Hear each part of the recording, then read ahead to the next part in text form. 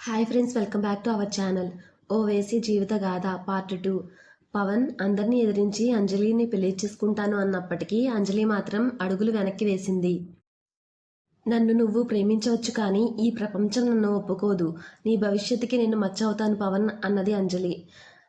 పవన్ ఆమె చెవిలో నిదానంగా అన్నాడు, నిన్ను మచ్చ అనుకునే సమాజం కంటే నిన్ను తాకిన గాయం నాకు పుణ్యం అని. అవి ఆమె జీవితంలో విన్న అతి సంతోషకరమైన మాటలు. రోజులు గడిచాయి. ఇద్దరూ కలిసి బస్తీ పిల్లలతో గడిపే సమయం, ఆశ్రమంలో గడిపే సాయంత్రాలు. అది ఒక పెద్ద మౌనంగా ప్రేమించే ప్రేమ. మాటల్లో కాదు, చూపుల్లో కనిపించే ప్రేమ.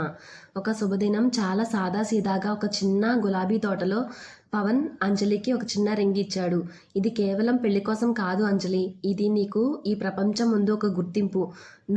నీకు ప్రేమించే అర్హత ఉందని, ఈ ప్రపంచం నీ ప్రేమను అర్థం చేసుకోపోయినా నేను నీకు తోడుగా నిలబడతానని గుర్తించడం కోసమే. ఆమె చేతిని అతని చేతిలో పెట్టింది. ప్రేమకు స్థానం కావాలనుకుంటే అది నువ్వే, నా ప్రేమలో స్థానం నువ్వే అంది అంజలి. పవన్ అంజలిలా పెళ్లి జరిగింది. పెద్దగా పూలలంకరణలు లేకపోయినా ఆ పెళ్లిలో ప్రేమ పరిపూర్ణంగా ఉంది. ఒక చిన్న ఆశ్రమం ఆహ్లాదంగా అలంకరించబడింది. పిల్లల నవ్వులు, కొంతమంది స్నేహితుల ఆశీర్వాదాలు, అదే వారి పెళ్లి మంత్రాలని మించిన దీవెన.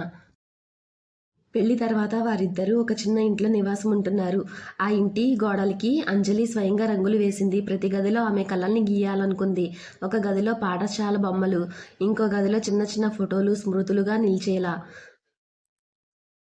పవన్ తన జర్నలిజం వదిలేశాడు. ఇప్పుడు అతనికి అంజలితో కలిసి జీవించడం, పిల్లల్ని సంరక్షించడం, ఆశ్రమ అభివృద్ధి చేయడం ప్రధాన లక్ష్యం అని అతను చెప్పేవాడు. ప్రేమ ఒక కథ కాదు, ఒక బాధ్యత. నేను ప్రేమించడమే కాదు, నీ గాయాలను కూడా ప్రేమించగలగాలి అని చెప్తూ ఉండేవాడు పవన్. ఒకరోజు ఆశ్రమానికి వచ్చిన ఓ యువతి తాను కూడా వేసి వృత్తిలో ఉన్నదే. ఆమె కన్నీటితో అంజలి ముందు కూర్చుంది. నాకు మీలాగే మరో అవకాశం దొరుకుతుందా అని అడిగింది. అంజలి ఆమె చేయి పట్టుకొని, నాకు దొరికింది కాబట్టి నీకెందుకు రాదు? ఈ ప్రేమ పంచుకోవడానికి ఇలాంటి వాళ్ళు ఉండాలి, నేనుంటాను. అలా అంజలి ఒక అమ్మాయి కాదు, ఒక మార్గదర్శకురాలు అయింది. పవన్ ఆమెకు ఒకరోజు చిన్న గిఫ్ట్ ఇచ్చాడు. ఒక పుస్తకం, టైటిల్ చిరునవ్వు వెనక జీవితం. ఆమె కథ, ఆమె మాటలతో, ఇది నిన్ను ప్రపంచానికి చెప్పే మొదటి అడుగు అంజలి. నువ్వు ఓ గోపురం, నీ పైకి చూసే ప్రపంచాన్ని గర్వపడేలా చేయాలి అన్నాడు. లక్ష్మి నవ్వి ఇట్లన్నది, నా జీవితం ఒక గుడి అయితే నీవే దానికి శిఖరం అని. ఆ క్షణం ఆమె గుండె తడిచిపోయింది. అంజలి పవన్ పెళ్ళయి 2 ఏళ్లు గడిచాయి. ఇప్పుడు వాళ్ళ జీవితం నీలిమేఘం కింద సేద తీరుతున్న ప్రేమ కథలా మారింది. అకస్మాత్తుగా ఒకరోజు అంజలి నిద్రలేచి పవన్ పక్కన కూర్చుని ఒక కొత్త విషయం చెప్పింది. మనకు బిడ్డ పుట్టబోతున్నాడు అని. పవన్ కళ్ళల్లో నీళ్లు. ఆ క్షణం అతని జీవితంలో అత్యంత గొప్ప సంతోషం. ఆమె భవిష్యత్తులో ఆ గాయాల స్థానంలో కొత్త వెలుగొస్తుంది. జీవితంలో ఎన్నో బాధలను చూసింది అంజలి. ఇప్పుడు తను తల్లి అయ్యే అవకాశం పొందింది. అది ఆమెకు 2 జన్మలా అనిపించింది. కొన్ని నెలలు గడిచాయి. ఆశ్రమం పిల్లలు చిన్న బాబు వస్తున్నాడు అంటూ నవ్వుతూ చుట్టూ తిరిగే రోజులు వచ్చాయి.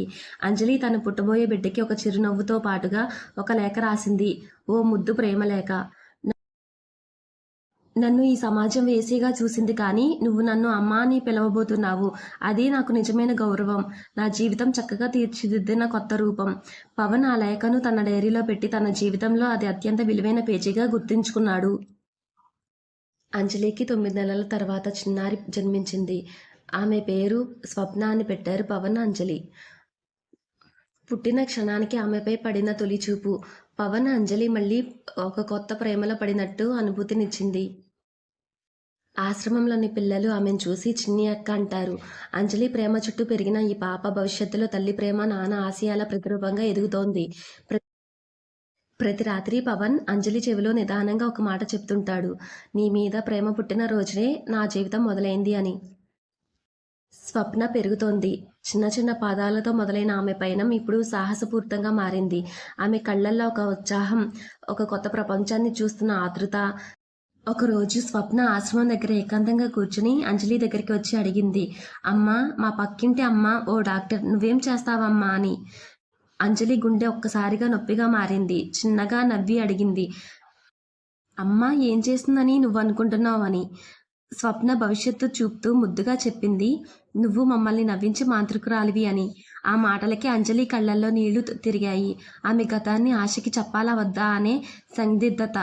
కానీ పవన్ చేయి పట్టుకొని ఆమె ధైర్యంగా ముందుకు వచ్చింది. రాత్రి తల్లి కూతురు మంచం మీద స్వప్న, నేను గతంలో ఒక పని చేసేదానిని. అందరికీ చెడ్డగా అనిపించేది. కానీ నాకు మాత్రం అది తప్పనిసరి అయింది. అప్పుడు నేను బ్రతకడానికి వేరే మార్గం లేదు అని బాధపడుతూ అంజలి చెప్పింది. స్వప్న ఆశ్చర్యంగా చూసి అదేం పనమ్మా అని అడిగింది. మిగిలిన స్టోరీ పార్ట్ 3లో వస్తుంది.